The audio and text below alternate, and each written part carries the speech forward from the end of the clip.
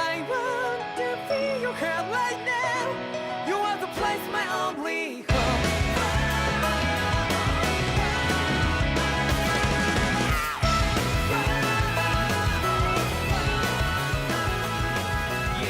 Hello and welcome to this SpoilerCast thing that we're doing that I haven't done in a long time. But for the first time in a long time, I am really out of it today. Tales of Arise is a game that we've all played. Mm-hmm. And we all have specific opinions on this game. And I've been holding it in for the last few episodes, so I'm finally able to let it go out. So I'm really happy about that. But first, joining us today is Taylor. Taylor, how are you? I'm doing well. It's been a weekend. I'm getting a chill, with some buds, talking about JRPGs and eating some pizza, so I can't complain. Well, we're talking about one JRPG, but yes, I get you. And Shadow is also joining us. Shadow, Hey, what's up? How's everybody doing? hey, we're missing you, man. It's a good time. I'm a rare Pokemon, man. You can't find me that easily. That's right. You're all shiny. Yeah. Yeah. I am actually amazed that I beat the game before you, Shadow.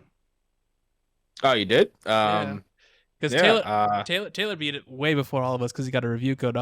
Thought you would have gotten a review code as well.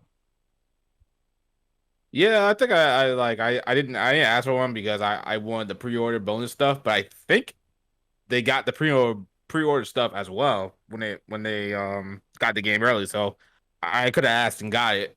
And just to see, I think right after I beat it, I asked to see if I can get one. No, I asked on release day to see if I can get it. And they respond back to me like, "Oh yeah, you can definitely get it." I was like, "Oh, okay." I was like, I already got it. I already pre-ordered it, so I was like, "It's no big deal." Yeah, I pre-ordered that special, awesome, huge special edition, which looks way better in the pictures than what you got. But hey, whatever. Oh man, ouch. Isn't that always how it is? It's like when the Marvel vs. Capcom Infinity Stones, it looked like gems, and they were like literally like Easter eggs or whatever. Man. Yeah. Okay. Mm-hmm. So, first things first. In a couple of words, start with Shadow, because I already know Taylor's opinion on this. What did you think about Tales of Arise? Good game. Fun combat, flashy combat. Questionable design choices when it comes to the DLC and the difficulty balance. Overall, definitely a game of the year contender for me. And Taylor? Yeah, I mean it's as time has gone on and more people have shared their thoughts, I definitely agree with some of people's gripes. But to me, this is my favorite Tales game by far, and probably top 3 game of the year contender for sure. Well, I enjoyed it. It was fun, but after I think the 4th or 5th Lord, I felt something felt off to me, and I noticed that, like, I finally realized after beating it that this Tales game doesn't have its Tales charm. It's missing that Tales charm, and especially in the last section of the game where it just became Xenogears Disc 2. Talk about it. Yeah, and it was just like, okay, story, 2 hours later, hey, I get the plates, story. Like, holy crap. I hated that. I was like, it's just an exposition dump. Like, yo, I was literally 8 in the morning on a Sunday, and I was like, yo, I haven't played this game. Well, I played it, but I haven't gotten into a battle all day. It's 9:00 at night. What is going on? That's exactly. I'm like, yo, I get that we gotta know all this stuff that's happening, but Jesus, space this shit out. Oh man, I had to warn a friend of mine. I said, listen, when you get to this point in the game, you might as well just put down the controller because it's just gonna go on and on and on. Yeah, I was like, whew, oh wow, this is rough. But I've gone through it with Xenogears and Xenoblade and everything. So I was like, oh, this is just a Xenogears, a Xeno game. And I mean, it freaking is just a Xeno game. You go to freaking space, you go to a space station, you defeat this planet, and then somehow you reform your planet, and now you're like, ooh, let's go explore this new planet. And that's it ends. I'm like, okay. Good Xeno game, man. Good Xeno game.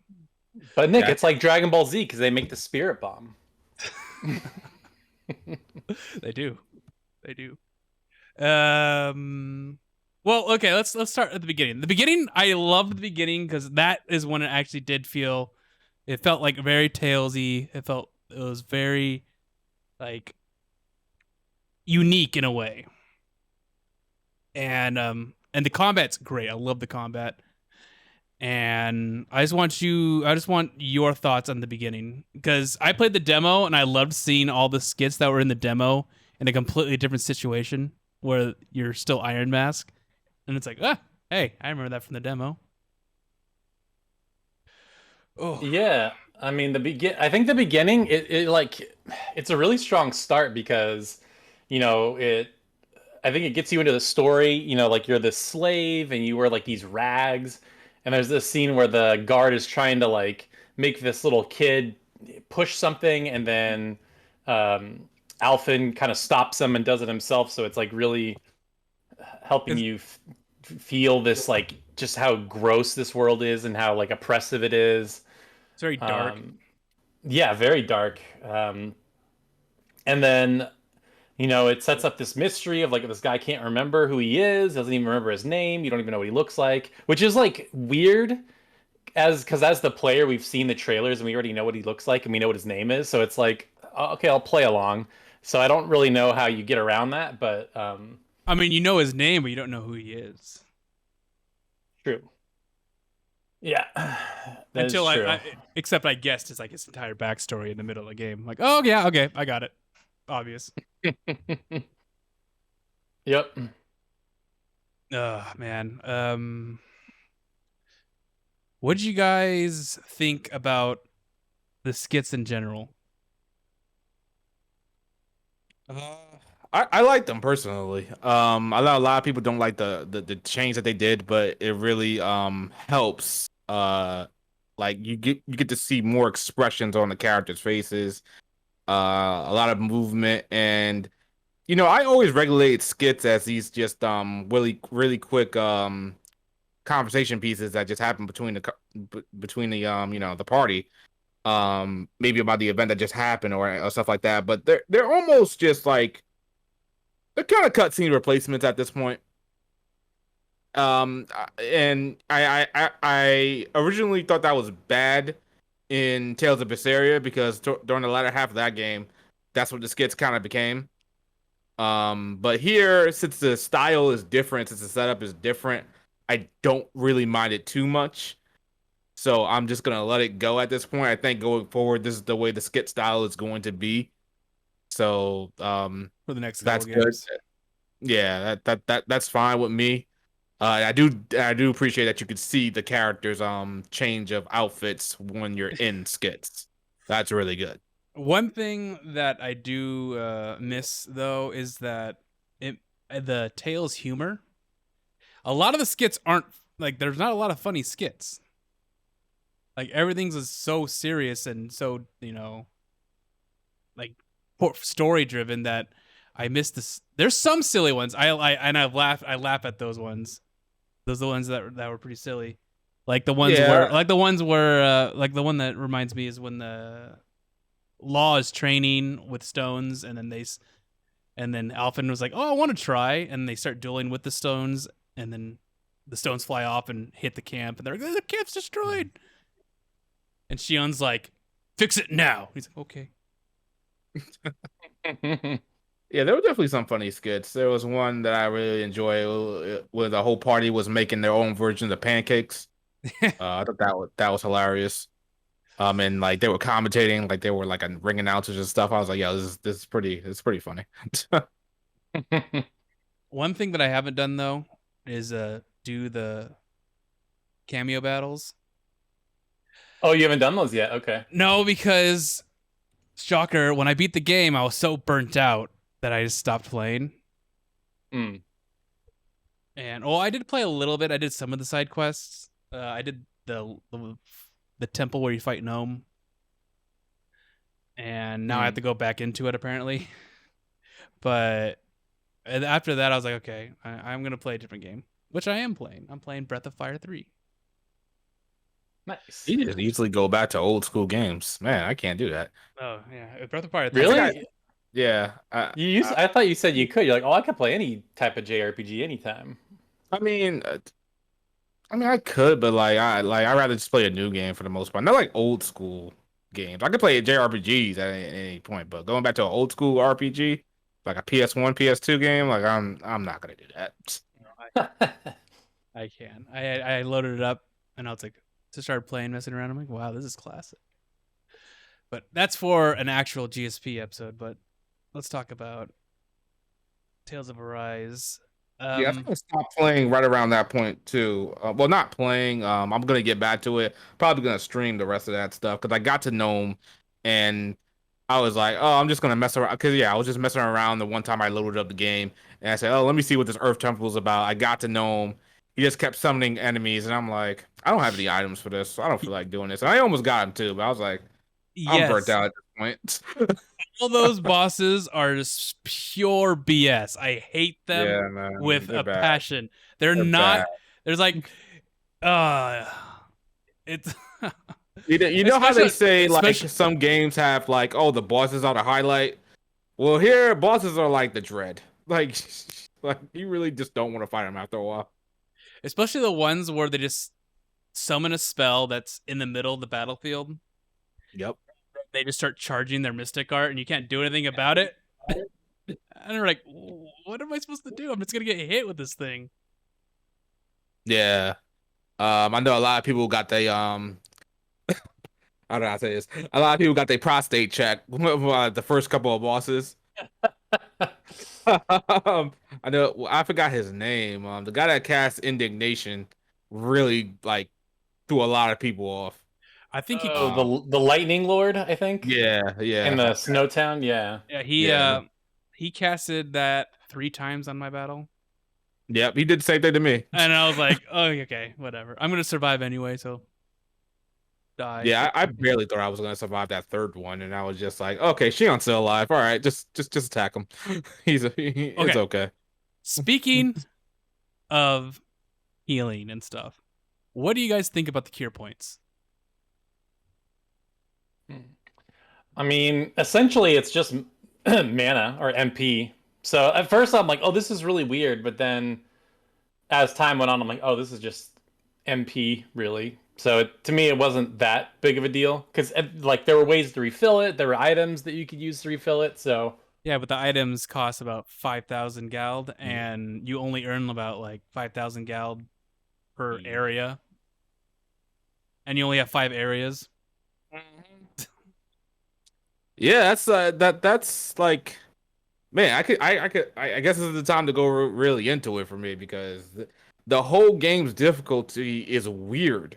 Bosses are completely just, you can't do much to them at all because they hit too damn hard and they have too much HP. So it feels like you're just doing literally chip damage no matter if your equipment is up to date or if you have the best, weapons or armor, and then you don't have many items.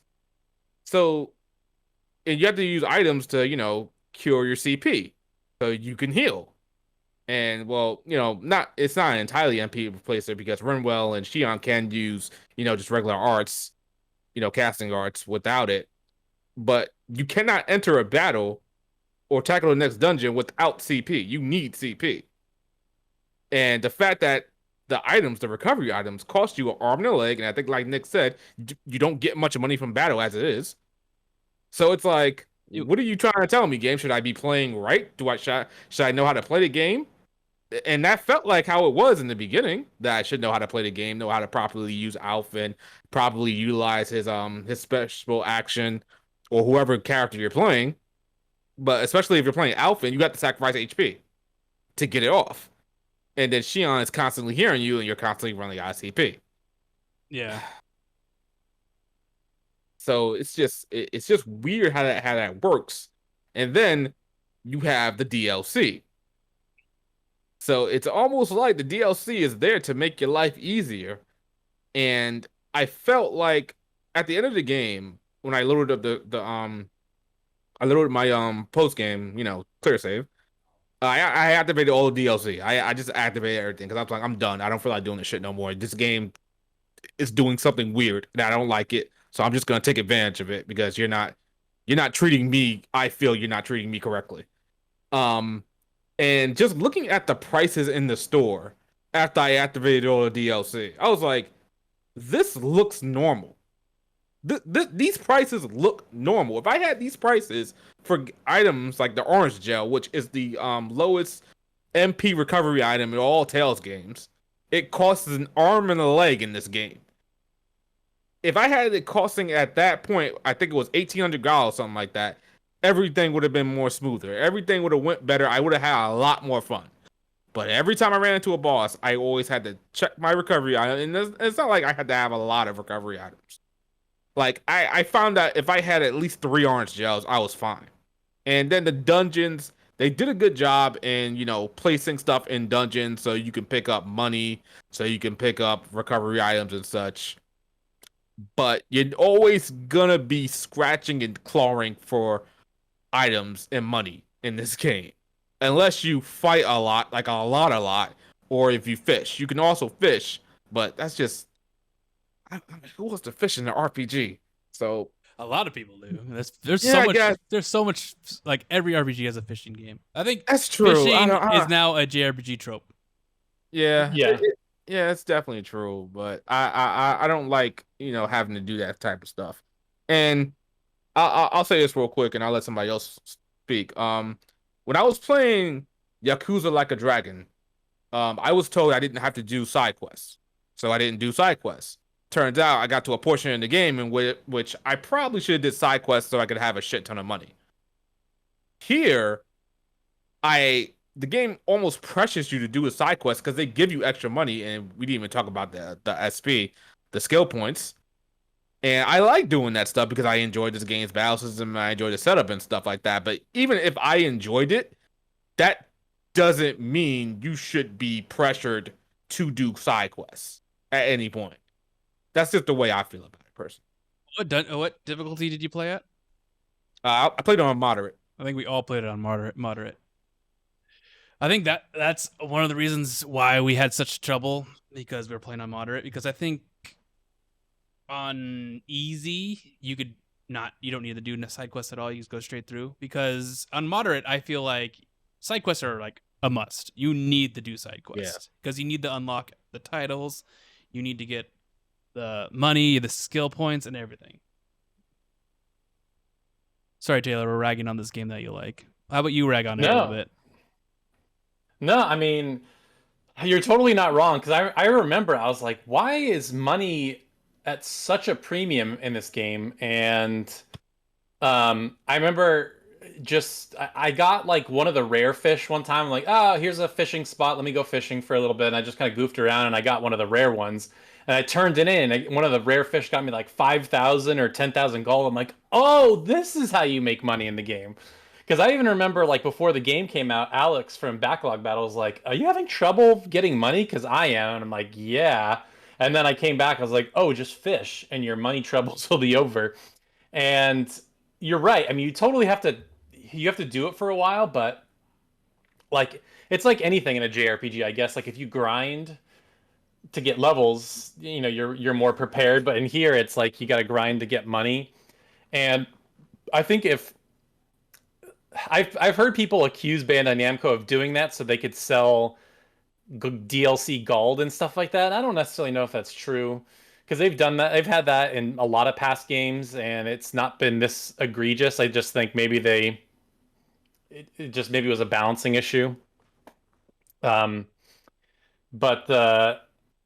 I think something that you kind of alluded to was how it sort of drags at the end. And I think you're probably right. I think the beginning is really strong, especially up until like the halfway point. Like you beat all the lords, and then the red woman sort of reveals herself. and it sort of just flips the script of the story and stuff like that. I'm like, oh, okay, because I was like, there's no way this game, because like if you played JRPGs before, it's like the lightning boss, the fire boss, the ice boss. I'm like, I see where this is going. And we got to the last guy. I'm like, there's no way the game's over right now. And I'm like, oh my god, it's not over. Okay. Oh yeah, it's not over. It's not over at all. You still have about like 5,000 hours of cutscenes. Yep. Yeah. Yeah, and that last dungeon, I think dragged quite a bit. Yeah. It was too long. Well, Yeah. the one where I had to keep fast traveling back to town to freaking refill on items. But yeah, me too. Because like I would thank God I had checkpoints, because I was like, this is getting a little too much. But I like Shadow was saying though, because to me I was able to kind of put up with a lot of that stuff because the combat is so good. And I mean, you tell me if you guys have approached past Tales games differently. But for me, and I actually think Nick, you approached it a little bit differently. But for me in this game, the combat never got boring because what I would end up doing is like, all right, I'm gonna play with Alphen for a while, and I'm like, man, Alphen's getting boring. I'm gonna switch to Law, and then I would play with Law, and then I would just kind of go in that cycle until he just played everybody. Whereas in past Tales games, even though you could switch to characters, I almost always stuck with the main character for some reason. But in this game, just if it was side quests or go hunt this monster or whatever, I always liked it. But one thing I will say, and I know Nick, we've talked about this in a past episode, the spike in difficulty with side quests just gets crazy at some point. Because like you do side quests and you're doing good, and then it's like go hunt this dragon, and then it's like 30 levels higher than you, just like out of nowhere. It's like, whoa, what happened? That's like, what the heck? Yeah, so the balance was certainly off in this game. But I just think the moment to moment part of the gameplay that's what hooked me, and that's why I liked it so much more than past Tales games, because it's like, Okay. I'm going to go with this now. Okay. oh, all right, go for it. All right. So, not counting the graphics or the battle system, what did you like about this game compared to compared to other Tales games? Like, what was different about it? Yeah, so here's what it is. I think in past Tales games, I've said this before. I think exploring is extremely boring, and the dungeon designs are like straight out of RPG Maker. Whereas in this one, they're still linear, but I feel like it incentivizes you to like go down each path, because it's like you get a better item, or you get a piece that you can use to craft stuff, or you get a piece of healing item because it's so vital. That to me was the big up for me, is like there was always something to catch your attention. Um, and maybe that's just, ooh, look at the sparkly shiny thing, and hey, whatever, if I'm guilty of being that simple, that's fine. But that's to me, that's what it was. It was like, obviously the game's gorgeous, but then it's like, okay, I'm gonna fight a battle. Okay, and then I'm gonna collect an item. Oh, I'm gonna go over here and open this chest. Oh, and I'm gonna get this ingredient for cooking. It seemed like there was always something to do, whereas in past Tales games, it was just like, go down this hallway, take a left turn. Oh, haha, it's a dead end. All right, let me go back, go this way. It was just so annoying to navigate dungeons. But with this one, it was more fun, I think. And you can actually jump. So there's like actually some platforming involved. There's swimming and stuff like that. So I don't know. To me, there's just way better level design to me. Okay, I'm gonna go with. I think they made the game feel better, because this is exactly like every other Tales game out there. The dungeons are very, other than Zestiria, the dungeons are pretty much exactly the same, except they look nice. They Not look in nice. Berseria. I quit Berseria because the dungeons were the same old crap and it was so boring. So not in Berseria. Berseria and Zestiria are very similar, I think. Well, I think a lot of these games now they've improved definitely in Arise, but it's definitely the same. It's definitely very similar. One thing that I really noticed is, I don't know. Tell me if you guys felt this way. Is the world feels tiny. Really? Yes, the world feels tiny because you are in a hub world, and then you go through a tunnel, and then you're in another hub world, and then you go into a tunnel, and you go into another hub world, and you go through another tunnel, and you're in another hub world. Okay. Well, I noticed while playing older Tales games, like I played Tales of Eternia before I Arise, and it has the big world map, right? And it makes it feel like you're actually in a world, and you're exploring this world. And I've noticed in the newer Tales games, they've kind of lost that because it's always just area, small dungeon that leads to another area, small dungeon leads to another area. And it just really, it's like, man, that's something that I really miss. That it feels like I'm actually exploring a world other than not just a continent. Did you guys get that feeling at all? Yeah, yeah, you go first, Shadow. Yeah, I've kind of, I think I've been desensitized to the whole like I want a world map sort of deal. Like a lot of JRPGs these days just don't have it. Um, so this one feeling like, oh, you enter one continent, then you enter another continent, and it just feels like everything's interconnected, and as a result, it kind of feels smaller. I guess I can see where you're coming from on that one. Me, I didn't really pay too much attention to it, so I'm kind of indifferent about it.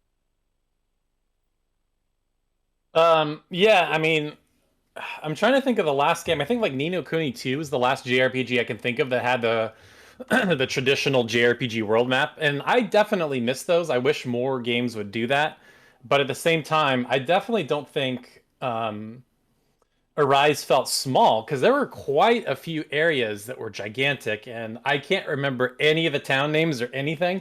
But the town where you meet Dohalim and Kisara, it's like that. It's like a traditional fantasy zone. Like it's all pretty. There's little lakes and everything. You mean the only town in the game? Oh man, I think what was the other one that Volron had? That's still a town. Yeah, that Halloween town. I thought that one looked cool. The one where the red lady or the redhead lady kind of ruled over. I mean, they were all small. Yeah, They're more like villages, exactly, but exactly. They don't feel like they're like one was like a destroyed town, and the other one is like a well, that one you rescue, and it still feels it becomes like a town. But I'm talking like a generic, like a real, like an actual town filled with NPCs. That was like the only one really, in my eyes. I mean and yeah. speaking about the Halloween town that you're talking about, that part of the story was hilarious. You were there, you were sent somewhere. I mean, you went there for like a couple seconds, like, where is everyone? And then you get attacked, and they're like, oh, go do this thing. And then you go do this thing, and you come back. It's like, hey, this is there's nothing there, right? And then you see that everyone's all riled up, and then you meet the Lord, and all the the melting scene happens, and then you're out of that town. You're like, okay, that was quick. It was only about an hour. Just there, then okay, now we got to go find a ship. I will say though, to me that was like maybe the most shocking part of the game. Like like you said, there's like an anime cutscene and everybody just melts. I was like, I mean, it kind of gave me Infinity War vibes when everybody turns to dust. In a way, obviously, it wasn't a bunch of main characters; it was just a bunch of nobodies. But it was like shocking to see that in a Tales game, because usually Tales games are kind of more happy and cheery and stuff like that. So for it to go there, that part really shocked me. I was just trying to say, hey, Alphen, just jump up and fly over there. You can do it. Run! Yep. Say, everybody move! And everyone get knocked down. But yeah, I called that twist ending that scene so much. Now I was really wondering what scene you were talking about when you were telling me. It's like, oh, there's this really shocking scene that I'm like, oh my god, they showed that. I was just waiting for someone to get like beheaded or something. But I'm like, oh, everyone melted. Okay, I get. Okay. Yeah, that was the one. Yep. I have a feeling, Shadow, that you do not like. You have a big problem with DLC. Is it just the item DLC or is it the Sword Art Online DLC as well? It's both. I mean, like, people kind of told me that the Sword Art Online DLC was pretty much that it was the most recognizable brand out there, so it had the most sales power, I guess you could say. That's probably why they chose it ultimately. I still think at this point in 2021, Sword Art Online is irrelevant. It's nowhere near as popular as it once was.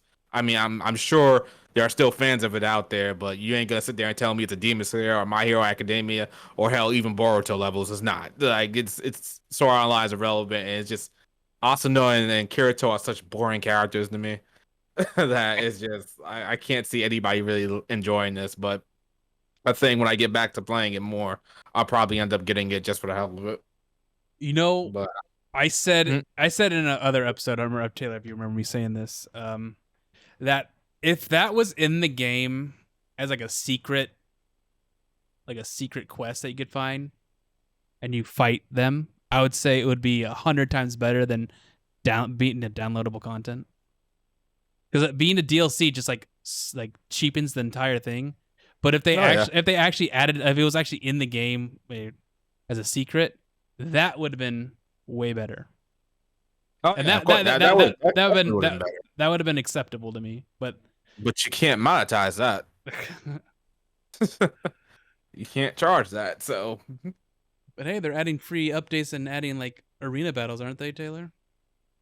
They are okay. I gotta gripe about this. This is one of the stupidest things I've ever seen a company do in like the modern era, and I don't even know if you guys saw this, but I get press releases from them, and I got this press release, and they're like, "We're adding free arena battles, and it'll be a free downloadable update for PC, but on console, the only way you can get it is if you go to our website and fill out a form, and then we'll email you a code." I'm like, why is it a free download on PC and why is it not a free download also on console? That makes no sense.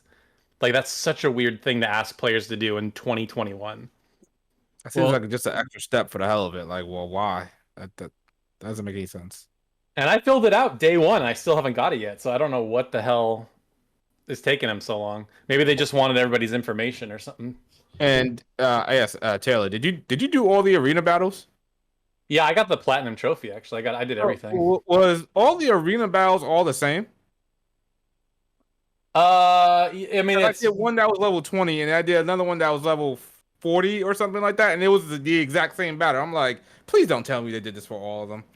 oh no, it's not. It's not just the same battle. I mean, it's the same formula. Like it's just like a couple waves, but it's not the same enemies. They mix it up Okay. depending on, if it's a group battle or depending on the character. I noticed that Alphin's arenas is very similar to the group ones. Mm. So I think that's where you saw that Shadow. And I think the money ones are also the same as the novice average, and Oh, okay, that's probably what it was. Okay. so Yeah. that's very similar. Oy. Well, I am blanking right now. Out of all the characters, who are your favorites? Ooh, I probably have to say Shion because I mean, going into it, I think everybody was all hot for Kisara and stuff, but I really like Shion's art because she's like a super hard tsundere, but then you find out why she's doing what she's doing and stuff like that, and it's just sweet how Alphen is willing to like hurt himself after he is freed from the not being able to feel pain and stuff, and he still gets electrocuted from Shion and her thorns and stuff. I don't know. I thought that whole arc was um, it was super. It was cool. It was interesting. I mean, that's one of the first times I've actually felt invested in all at all for Tails characters. But as far as like playing, Law was probably my favorite. And they have a happy ending. I mean, They do. I wish that was like fairy tale in engine animated instead of just like a couple pictures. But I mean, I'm glad that they still did that. Yeah. that Yeah, they showed off. It's like, oh, okay. No sequel for you guys. This story's done. Or is it? For for the cast, I really I like them all equally, but none of them really stand out to me. Like if someone says Tales of Arise to me, like when it comes to characters, I'm not gonna think of one individual character really. I'm gonna think of the entire cast, and that's not like a good thing, but it's not necessarily a bad thing either. It's just none of them really stuck out individually to me at all. The person I like playing as, none of them. I mean, like none of them really were too. Like Rimo was pretty fun to play, but everybody else was pretty fun to play too. So like nobody really sticks out, in my opinion. I enjoyed Rinwell and Law's relationship. It reminded me of Mikleo and what's the girl's name? Oh my gosh. The Earth. Oh. The Earth Seraph. Rose? Not Rose. Oh my gosh. I want to say Evelyn. Edna. Yeah, there you go. Mikleo's and Edna's relationship really funny. There's obvious they like each other, but they always like tease each other and make fun of each other. Mm-hmm. And she always sends Hoodle to attack him. Speaking of Hoodle, best mascot character in a Tales game because he doesn't talk. Easily. He shuts the hell up. He does what he does, and final owls are pretty fun. So, yeah. I was gonna say we didn't talk about that. I think this might be the best collectible system in like any game because you're not just collecting things just for the heck of it. You're collecting them, and it's like gear that you can put on your character and make them look different. And then if you get enough of them, you can actually change your whole costume, which I love doing that in RPGs. So I thought that was really great. But I agree with that. Oh yeah, most definitely. But you're just gonna change it to the hot teacher costume and then the schoolgirl costume. Mm-hmm. Yeah. So. Yeah. Or the bikini one or whatever. I had to do it based on what the location was. So when we got to that jungle area, I kind of put everybody in there like bikini because I kind of felt like it fit the situation, and it actually worked pretty well. Okay, I gotta ask you guys. Oh, Taylor, you got a platinum. Was there a hot springs scene? Is there a hot springs area? There is. It's after you beat the game. You don't have to. It's after you beat the game. You go back to the snow town, and there's a couple hot spring things. Yeah. Okay. Are they risque? Not risque. It's like innuendo jokes. Oh yeah, for sure. Yep. Okay. Yep. I think I'll do that next time I boot up the game. Because I knew because every Tales game has it. I know it does, and I was like, okay, where is it in this game? And I heard that they might have been spicy and might have been censored in the English version, but I don't think they were. No, there definitely wasn't. It definitely wasn't censored. But did you unlock a bath towel costume? I did, yes. Okay, so exactly. I knew it. That's what they usually do. All right, good. Just real quick to circle back to the characters. Yep. I'll just say if I had to pick one that I thought that probably stood out, it was Law.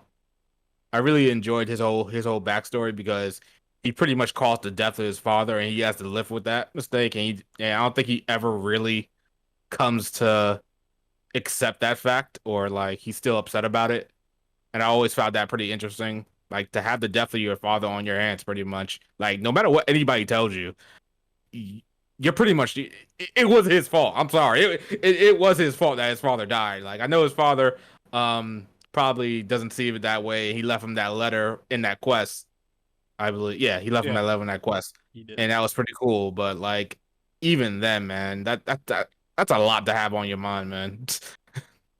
I mean, I think every single character has that. I mean, Rinwell has the same exact thing.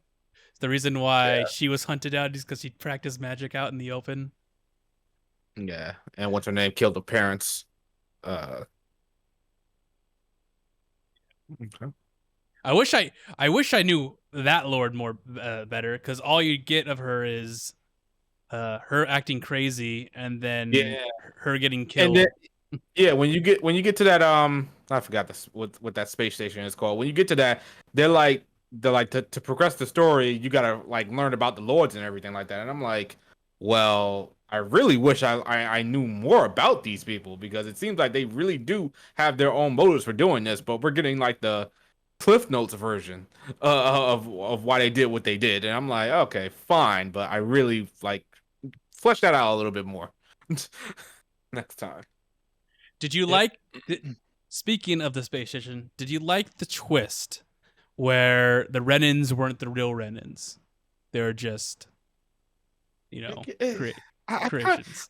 I'm not gonna say I saw it coming, but I just wasn't surprised. I don't know.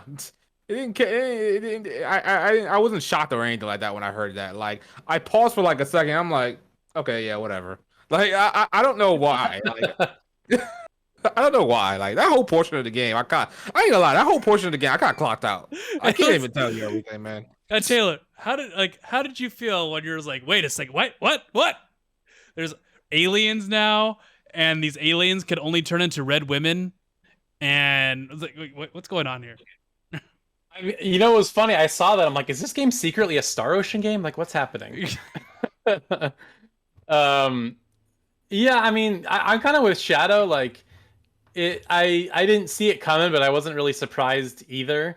The part that really surprised me though was when Rena was sort of just half a planet. It was like a shell of a planet. I was like, oh, that's interesting, because you go on the backside of it and you can see it's like a husk.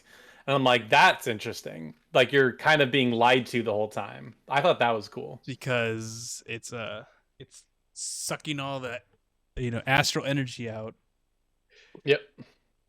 I like how they were trying to like make the villain, the will of Rena, be like, oh, it's just a scared little animal.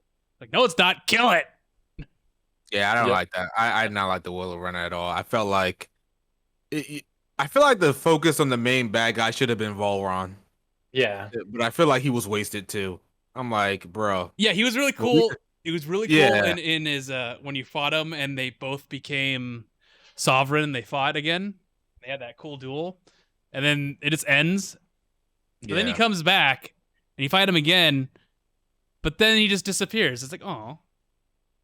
Yeah, I feel like Volron was at wasted potential. He should have been the main focus, the main bad guy, or he should have like did something to Rena to make himself even more powerful or something like that.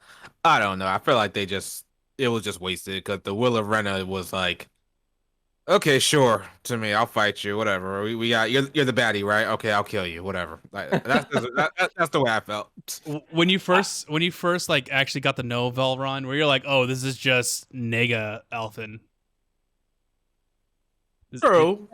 No. Did you get that impression when you first actually got to know him? When you first saw, oh no, I got like a Sephiroth vibe from him. Yeah, and then I thought I'm like, oh, this is just Nega Alphen. I get it now. I felt like I had the same problem with this game that I did with Scarlet Nexus. Like as the game starts coming to an end, it just like leans into the JRPG bullshit, for lack of a better term. It just like stupid thing after stupid thing that doesn't make any sense, and I'm like, okay.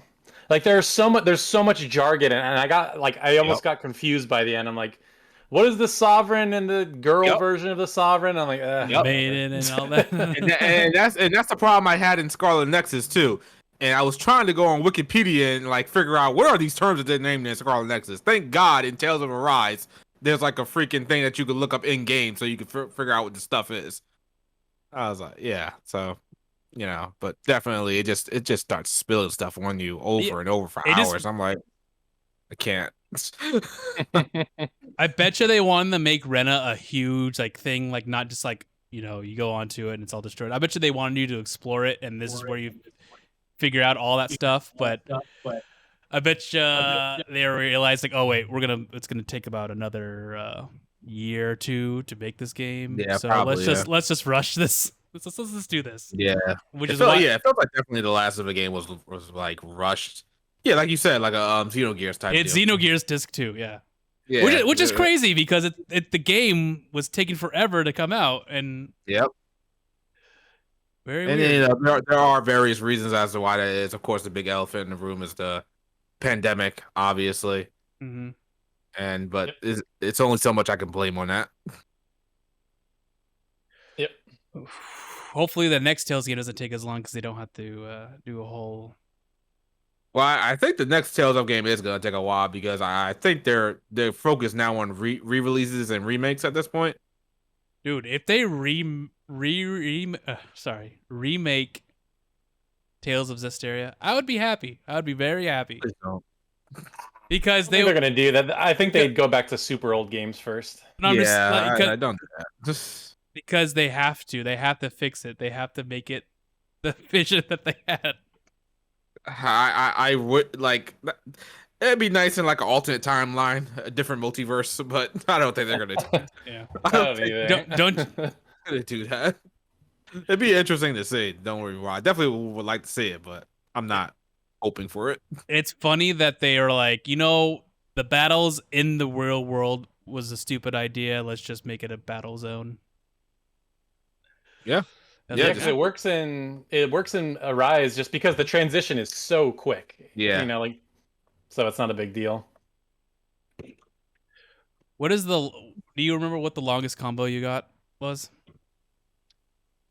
There's a trophy for 100, I think. So at least Yeah. 100. Yeah, me too. I don't remember like the highest one I got. I know I got that. I unlocked that one.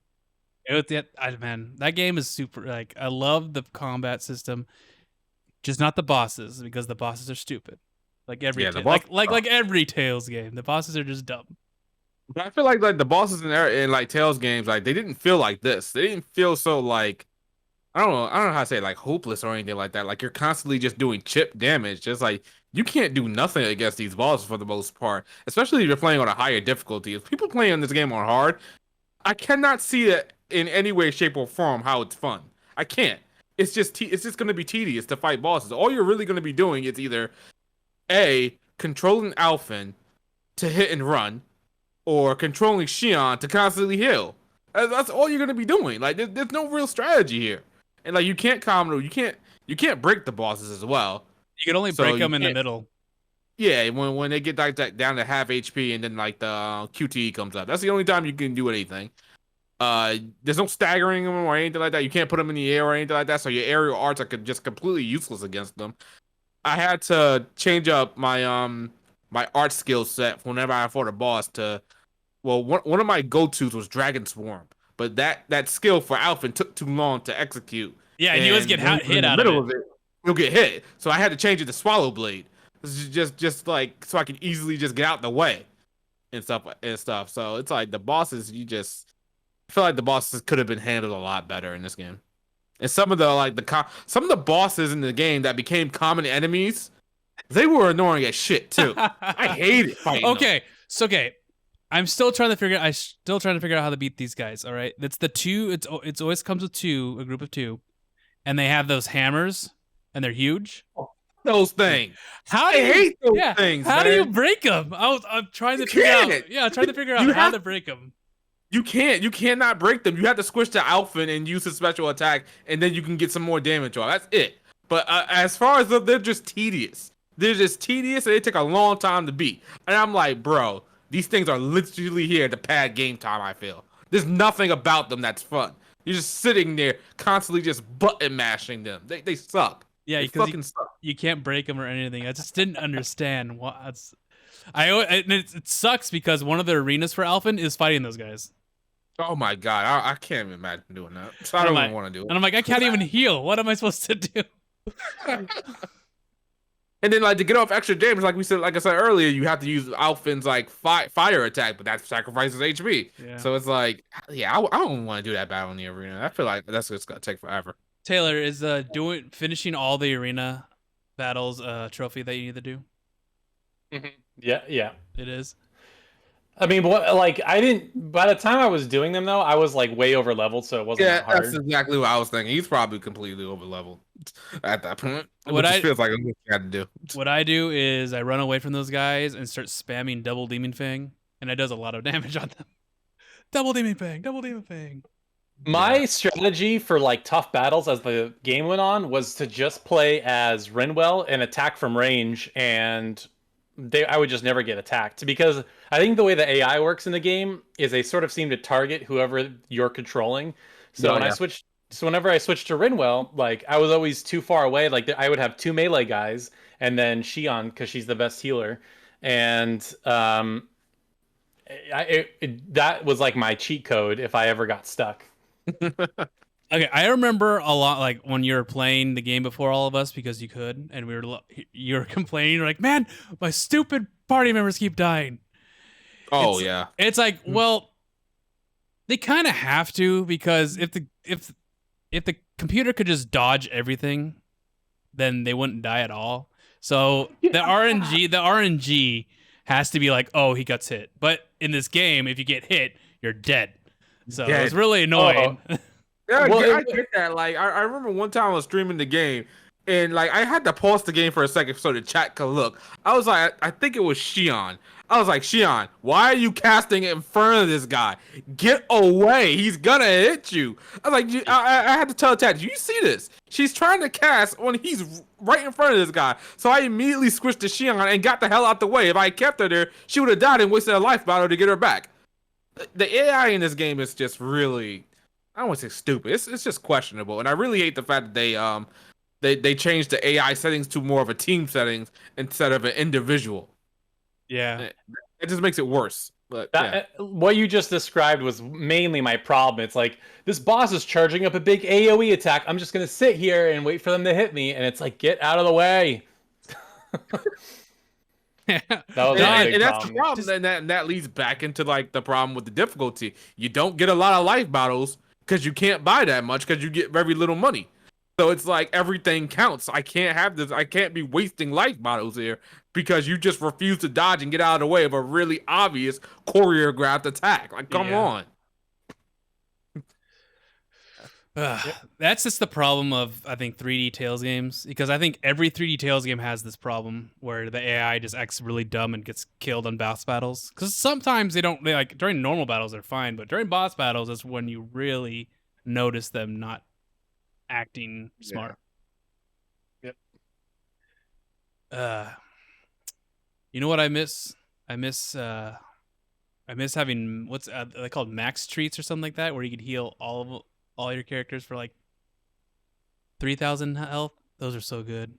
But those cost like those cost like $13,000 or something like that. It's like, what the heck? Yeah, they cost a lot. Like all that good stuff costs a lot in this game. Yeah. My goodness. Which I really honestly felt like they were pushing you to buy the DLC. Like, especially if you chose to play the game on, which is weird because there are so many things you could say to counter it, because there are difficulty options for you. If you think it's too tough, throw the game down to normal. Hell, throw the game down to easy if you want. I think they just added very hard and very easy to the game. You could do it that way, but for some reason, it felt like if you want to play the game normally at a normal difficulty, or maybe just slightly above or moderate, it just feels like you got no choice but to, well, you're pressured to either buy the DLC or turn the difficulty down, which it just feels like no matter what you do, even if you play the game right, you know how to play the game, it just feels like your skill is not going to be enough. You're ultimately going to rely on items. Exactly. What they needed to do is, I don't know, because my brain just completely forgot. You keep going talking. Oh my gosh, I had it all in my head, but I completely forgot it. My bad. Oh no, no. It was going off of you. I remember now. What they needed to do is have a dungeon where you could still fight the knights. Because the knights, yes, the knights always had dog tags, and those always sold like a lot. Yeah. So if you were able to go to a dungeon with those knights, you would have been able to Yeah, I remember that when we went to Valron's castle or something like that, and I realized the platinum knights were dropping the platinum dog tags, and I was like, oh, I could sell these for a lot. Let me just stay here for a while. Yeah, I'll just get a whole bunch of money. Unfortunately, there weren't many moments like that in the game, which I can't lie is kind of smart, because I probably would have I would have abused it, and I probably would have said the game is easy if you did that or something like that. So yeah, I couldn't rely on that forever, and I'm kind of glad I didn't have to.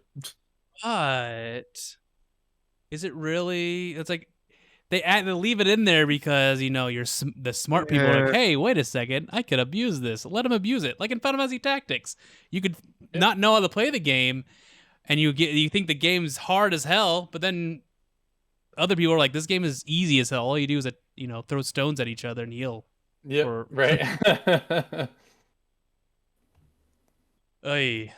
Yeah. Mm. I'll say one thing more thing about the DLC, I guess. Two things about DLC actually. There are some like the DLC costumes have skills, like actual art skills. Yes, I locked told behind them, yeah. I which noticed. is just, no. Exactly. I bought the swimsuit one for swimsuit for the girls because it's a pack, and Shion gets ice tornado. I'm like, wait, Yep. ice tornado? Wait. Is that you don't not have that? No. Yeah, I know. I noticed that at the last possible minute because I think it was a mini boss that was weak to ice.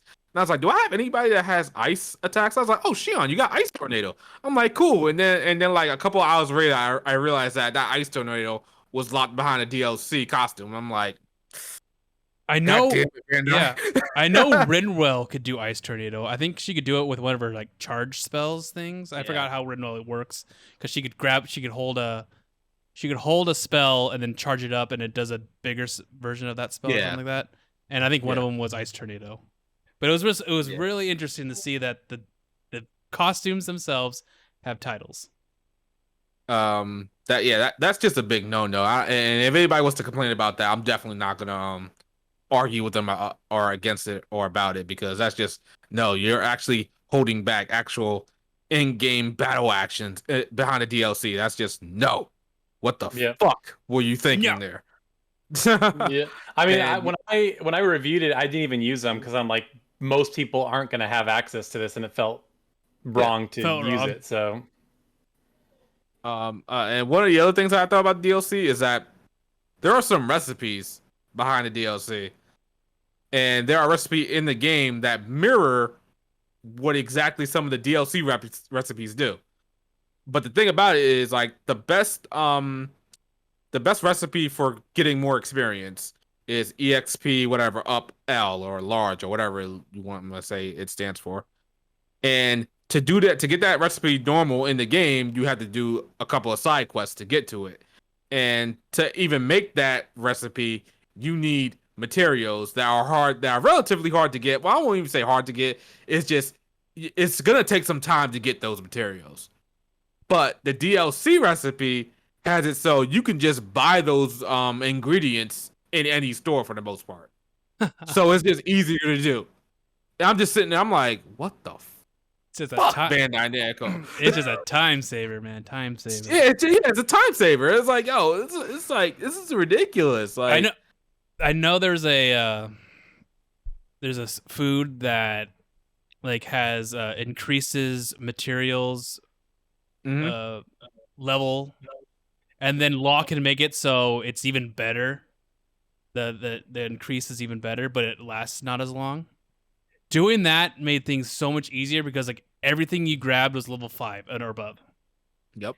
And I was okay, this makes things so much easier. Like crafting. Okay, did you guys craft and mess around with the accessories a lot? I didn't too much. I only craft accessories when I realized what a boss was using. Mostly, if the boss was using wind damage, I craft the accessory that did 50% less wind damage or light damage or whatever have you.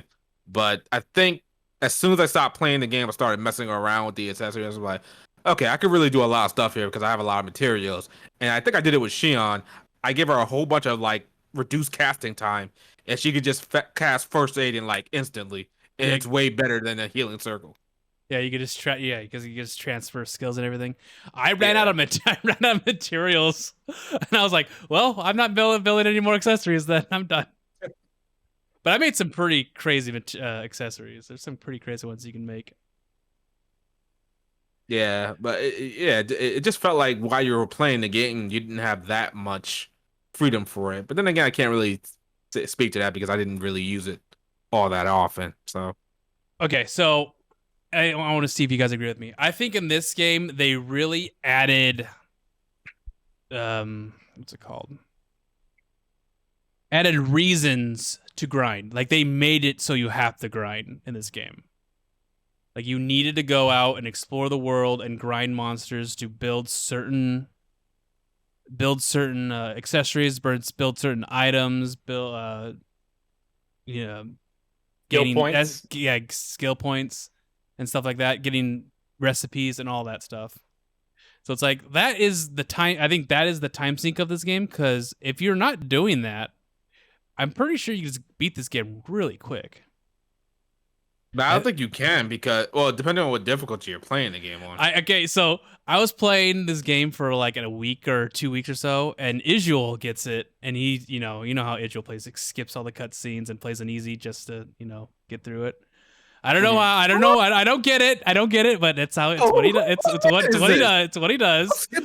Yo. But he played it. He was playing it, and I was already playing like 2 weeks into it, right?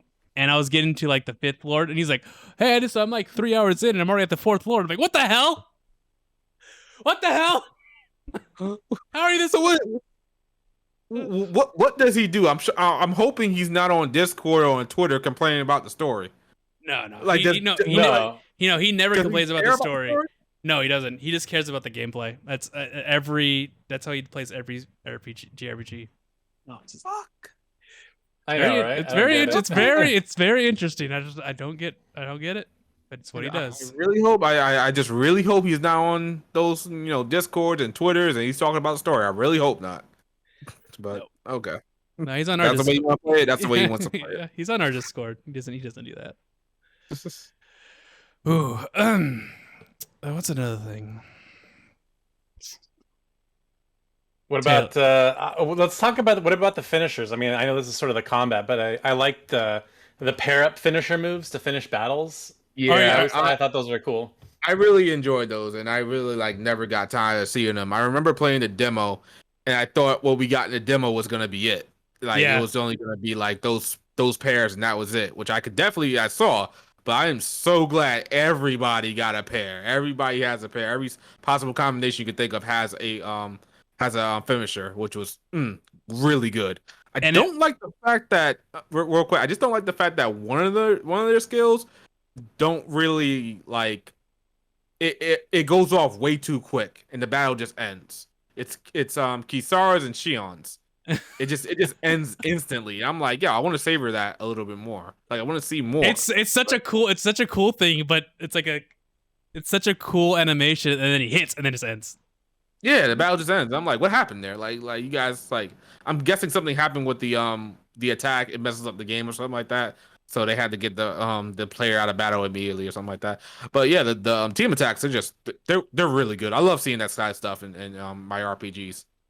And I don't like how some of them only hit one character, and there's some that hit like a bunch of characters, like it's an AoE.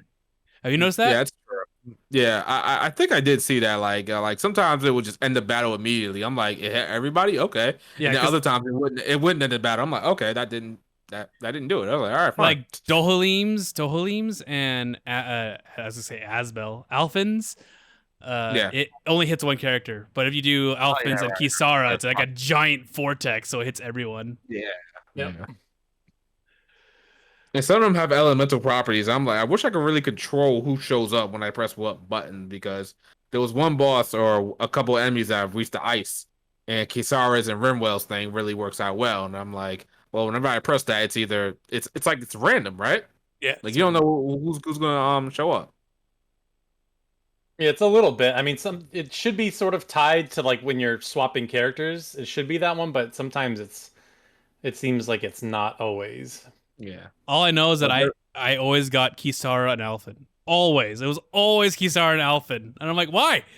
Stop it. I mean, it's cool, but I've had enough of the Dragon Vortex. Yeah. I got that one a lot. I got Law and Alphins a lot. Lightning Tiger Blade. Lightning Tiger Blade. Oh, I think the coolest one is Rinwell's and Dohalim's. Yeah, that one's there. That's definitely yeah. That's a good one. It's like, actually Like, what she do? Like, she flies in the air. I'm like, can you fly? Oh, like, what do you? Like, she can fly. Like, please fly during combat, please. And they shoot Right? light and darkness. It's really cool. Yeah. What was it? It kind of reminded me of the skills. I forgot what they're called in Xillia, where they're doing when you do the link skills. Are they called link skills? I think they're called link skills. When you're linked together and you do like a skill, and then you could do a team up skill right after. Man, I do not remember. It's Hysteria. Oh no, it's Hysteria or Exalia. Xillia. Either way, both of them I can't remember. Yeah, when I played it, I'm like, oh, this is just like a Rise, except it's not an insta kill. But that's what it reminded me of. But the calling a person in, though, that was in Berseria. Oh, a little call-in attack. Yeah, that was cool. Yeah. But I wish you were able to like combo off them. Sometimes you're not able to. One of the things that I noticed when I was fighting is sometimes the person you're fighting just slows down. Like you're in a combo and then suddenly just stops and then like recovers. And it takes like a couple seconds for them to recover. I'm like, what is causing this? What causes that? Do you ever figure that out? Or have you ever noticed that? I think it's you just have to, some moves. It's not like a fighting game, or it is like a fighting game. You have to figure out what moves combo off each other or something. Because I'm sure they don't want infinite combos, so maybe they just have stuff built in to kind of slow that down or whatever. Very noticeable in Alphen. Ooh, okay. When the big twist happens and Xion gets taken away, how hard was it when you were fighting with Alphen when you first started fighting? Like with no healer by himself, and then when you were playing with the party members, because you can't do your like. I was really using those flame attacks, and you can't use finishers either. You can't use finishers at all. So I was like, oh, it's finishing time, and I pressed the button and it wouldn't happen. So I always picked. Oh, because you can't use the flaming sword. Yeah. Yeah. I didn't even notice that. So I couldn't use any of my flame abilities. I'm like, oh my gosh, so annoying. Because those things do damage. Like if you did the skill points where it's like the more you charge it, the more damage it does, you could like kill monsters really quick. Yeah. I mean you'll get to 1 health, but still, it's worth it. I found out. I didn't do that until like near the end of the game, and I'm like, wow, why didn't I not get this skill? Adds so much. Because you didn't want to use this skill because you would run out of HP, and then you would have to use your precious orange gel to heal. That's why. That's probably why you didn't use it. When you got to the end, you could probably just buy as much as you wanted when you needed. Well, within reason. But then you get the accessory that cuts CP use in half. Oh, that's so nice. Is that it cuts CP use in half just like that, or? I think it's 50%. I don't remember the skill exactly, but I know that one of the skills is that. Okay. I don't think I really have a problem with CPU uses because I think I use first aid. First aid was my go-to instead of everything else almost. No, I always use CP. The thing that happened is a lot of people would die, so she would just kept resurrecting people, and then that just eats up all your CP. Yeah, I had to disable Xion's her best AOE hero spell. I forgot what it was called. Not revive. Okay, I think that's okay. It's revitalize. Yeah, I had to disable that on her. I was like, you stop using that. Yeah, did you guys notice when she used resurrection? She would say, I think she would say revitalize, and then when she uses revitalize, she says resurrection. Yeah, the words don't always match up with the name of the attacks, and I noticed that with like some of the mystic arts too. Oh, yeah. It was really weird, and I don't know if that was on purpose or not, but yeah, those didn't match up all the time. Especially Lost on Mystic Art didn't match up, and I know that because he spammed his Mystic Art like all the time, for the most part. You know who spammed the Mystic Art for me all the time? Frickin' Kisara. Yeah, Kisara's second play. Yeah, Yeah, because she would just. It's really like she would just like block, and then she would instantly get over limit every single time. She would get over limit like 3 times a battle. yeah. I was like, man, I really built her to use over limit, didn't I? How do you guys feel about that? Like the over limit just comes up, like when you take damage, I was and trying you to figure. can't like really preserve it. I was trying to figure out how to, proc it Yeah. better. I think you would need to dodge more, and like ups the chance of you getting over limit. Because I remember dodging a couple of times, and then I would get hit, and then I would get over limit. I'm like, oh, okay. I think that's how you have to use your dodge, and it's different for every character. So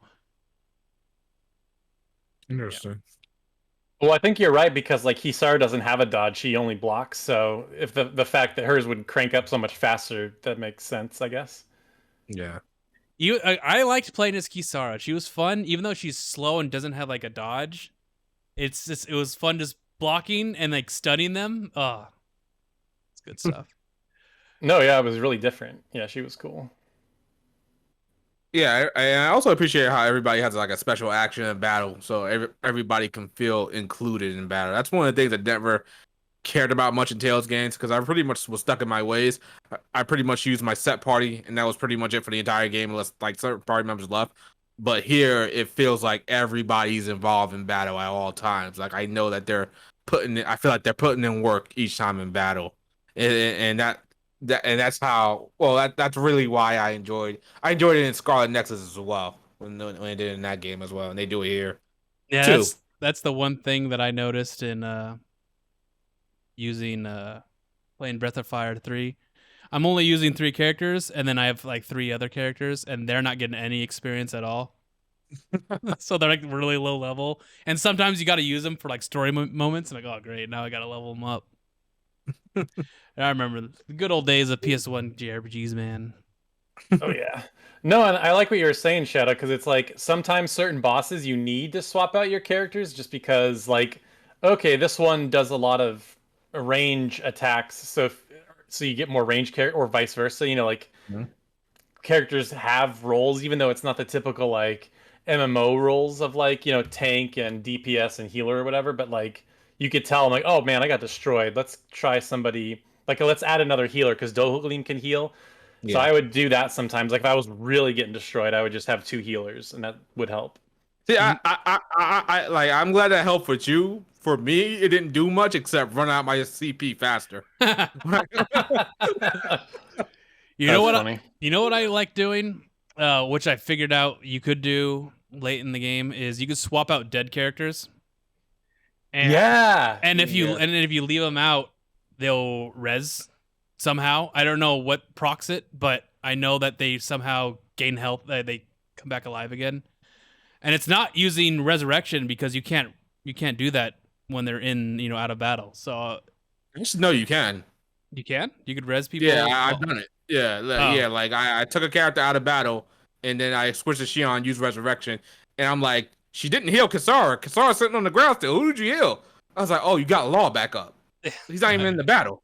I was like, all right, fine. I guess that's how. But it's in Zestiria. If they're down, I know that if you leave them out, they'll res up after a while.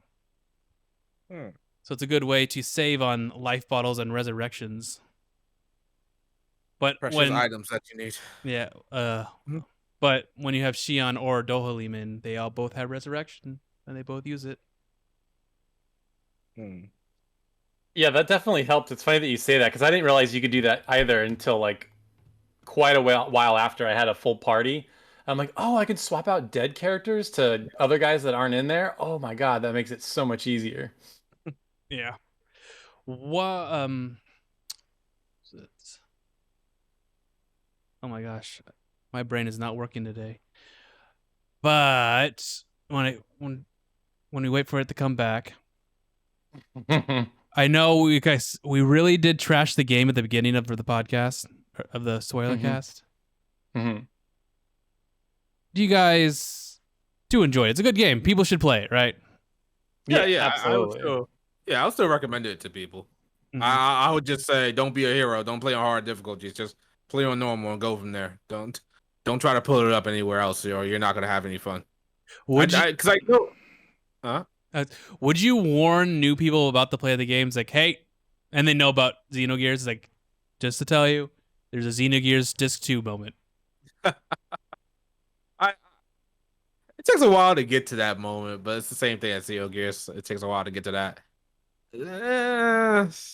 I'll let them discover that for themselves, honestly.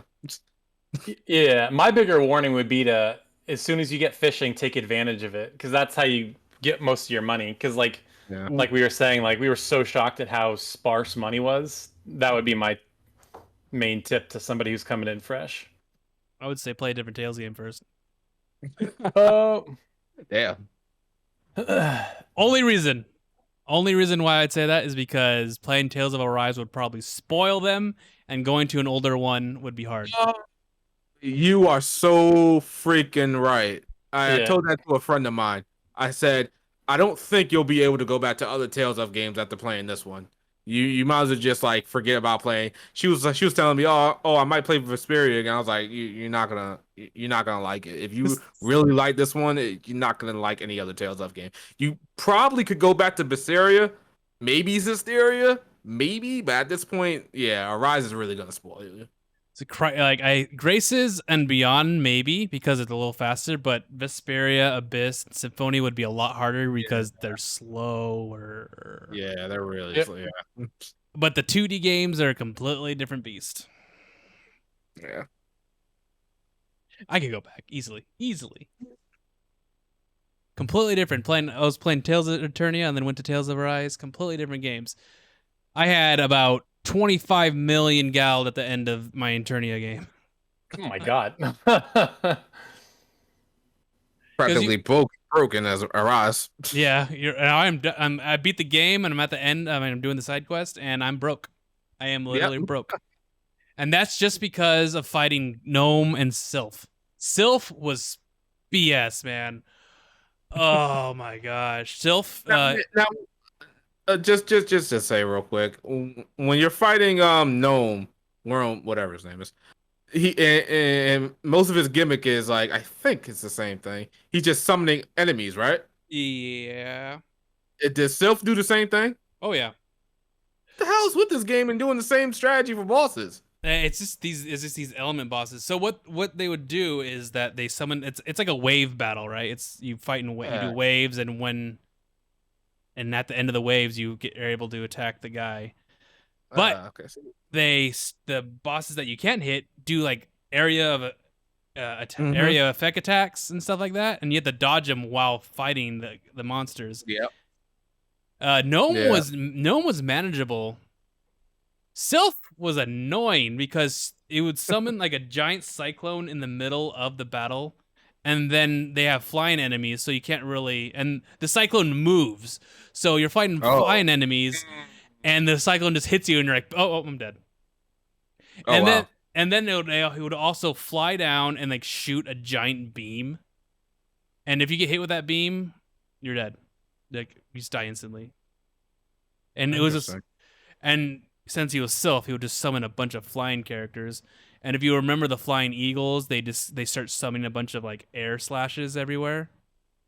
And it's just that was this is why I made 2 save files. I made one save file like right after the end of the game where you got the clear data. First get the clear data, and I made another save file and I just enabled all the DLC. I'm just gonna go with the save file that I enabled all the DLC. I ain't got time for this shit, man. I want to play the game more, but it feel like that's just bullshit. I'll try to get through it without using DLC, but as soon as I feel like this is gonna be tedious because you don't know how to do good game design, I'm just gonna take advantage of your I guess cheats when it comes to DLC. Taylor, Yeah. what level were you at the end of your playthrough? Not this At the end of my playthrough. End of the That's a platinum. good End of the question. platinum. Oh, 99. I mean, that's one of the. I think that's one of the trophies to get to level 99. How did you get to so high a level? Okay, so as you continue to go through that Earth Temple, as you fight bosses, you get a lot of XP. So as you continue to go through the Earth Temple, you're gonna keep running into cameo battles, and the final cameo battle, like every time you beat them, you get like 5 levels. So like I would just replay the final battle over and over and over again. It was actually pretty easy. Okay, second question. The Earth Temple. Yeah. Is every time you go there the same thing where you have to fight the annoying bosses that don't die? Or then fighting the annoying enemies that don't die? Are you talking about those little like laser things? Yes. No, like that's just the first. Like once you get to the core, each dungeon, it's actually kind of interesting. It's like sort of a recreation of a old Tales area, and I didn't recognize any of them. But like they start naming them. It's like Rift of Abyss, Rift of Destiny, Rift of whatever. Ooh, that's And gonna then be they interesting. yeah, they recreate old zones and stuff. And yeah, and then obviously I won't spoil the cameo battles, but I will say one thing that was really annoying, and I guess this is sort of a spoiler, but we're in a spoiler cast, so who cares? But eventually, one of the rifts is you fight like all the lords like 2 at a time. Oh God, are you serious? Yeah, and they're higher level, right? yeah. Oh, So it's God. like the girl that's riding the dragon with the big fire guy with the axe, like at the same time. It's pretty nuts. That's a pain in the ass. Oh my God. Yeah, all I'll say is just make sure you're properly leveled, or else it'll be definitely a pain in the ass. Yeah. Make sure you have 15 orange gels, 15 pineapple gels, 15 grape gels. Yep. 15... Just add it all up. The thing I remember running into a side quest, and I bet you did this side quest for the platinum, is the past battles. And I was like, oh, you could fight past battles, like past bosses. Oh yeah. And then I'm like, oh, okay, let's try this. And then I run into it, and it's level 99. I'm like, what? I'm like, wait a minute, did I miss something? I'm like, oh wait, this gotta be a place I can level up. Like 95? Like, well, why is he 95? Where do I gotta go? Then I remember the Earth Temple. I was like, okay, let me do that. Ugh. But Taylor actually kind of got me hyped. I kind of want to load it up now and go through the Earth Temple. Yeah. It's actually pretty fun. Like, I mean, especially for you, Nick, since you're like a Tales connoisseur, you probably would get more out of it than I did. Yes. Awesome. Okay. So we've been rambling about Tales of Arise for an hour and a half now. And yeah. So last thing. Did this game meet your expectations? Was it lower from your expectations, or was it higher? Shadow, let's start with you. It met my expectations. I won't say it blew it out of the water, but it met my expectations just there. Like not just barely, but it did enough. And I was satisfied with this game. Still, now that I think about it, I don't think it's in my top 5. I don't think that's changed at all at this point. Like top 5 Tales of games. I think that's just remains unchanged at this point. And that's all Taylor's top 5 is just Tales of Arise, Tales of Arise, Tales of Arise, Tales of Arise. Yeah, it's just the same thing. It's like Tales of Arise on PS4, Tales of Arise on Xbox, Tales of Arise. Yeah, I mean, I would say it like slightly exceeded them. I wouldn't say like massively exceeded them, but like I've told you before, like my biggest problem has been the boring level design and the boring dungeon design and stuff like that. And so it definitely way surpassed that. I've never really loved any Tales stories, and I was pretty invested until I got all crazy at the end. But yeah, definitely enjoyed the story more. I would say it's definitely my favorite Tales game. I mean, the fact that I got the platinum trophy, I've got quite a few, but I really have to enjoy a game to get a platinum trophy, and so that says a lot that I would platinum this game. And there's just most of the Tales games, I just get bored at some point, and I just stop playing. And like, it's so funny because like played Vesperia, and then I played the Vesperia remaster, and I think I stopped at the same point in both games. I just got bored. So yeah, no, this is definitely best in the series, and it sold really well. So I hope they continue with this design philosophy or whatever you want to call it? For me, I guess it met my expectations. I was like, oh, it's a Tales game until it became a Xenogears game. But other than that, the game was really fun up until then, because it's just watching a cutscene, and it was really tough to get through those. For some, like, especially when you work at 3 a.m. every day, sitting down and doing that story segment that was this constant story. I was like, oh, I can't focus on this. I can't focus on this. It's too hard. But the game itself, I was like, okay, there's room for improvement, like the pop in and everything and all that. They get all that settled out. But for a brand new engine, a brand new like style of Tales game, can't wait to see more. Real quick, what did everybody play it on? I played it on PS4. What systems did you play it on? PS5. Oh, you know me, PC Master Race all the way. Yep, I figured. So Playing with the mods now too. Oh man, these mods are crazy. you got all the nude. Nice. You got all the nude mods, including the male mod. Nah, but there are some outfits that are really nice to see. Like some of the outfits, like they get rid of the clutter on some of the characters.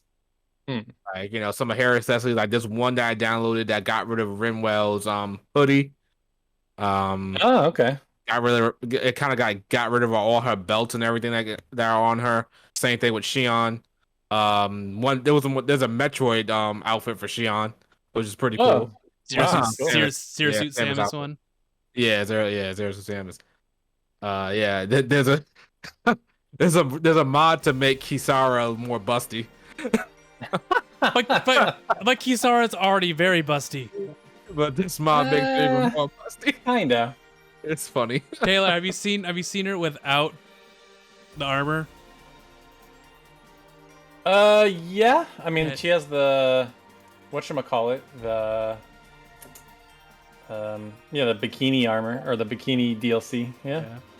Yeah, there's a mod that gets rid of like the armor, like gets rid of a lot of the armor. It looks normal, so to speak. You mean fantasy normal or like shrinking it? It's like fantasy normal, not too. It's not like skimpy. It's just like it looks just like it's not armor. I don't know how to describe it. Looks like leather armor. Yeah, it just looks simple. All right. There's a mod to put makeup on the characters too, which is weird. That's weird I got Shion with like kind of a goth look going on. Make Shion not Shion. Make Rinwell a goth lolly. There you go. There you go. All right.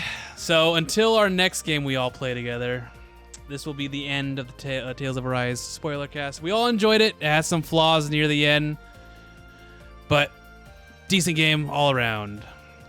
Correct? Yes, agreed. All right. So we'll see you guys next time. See ya. Later. Bye.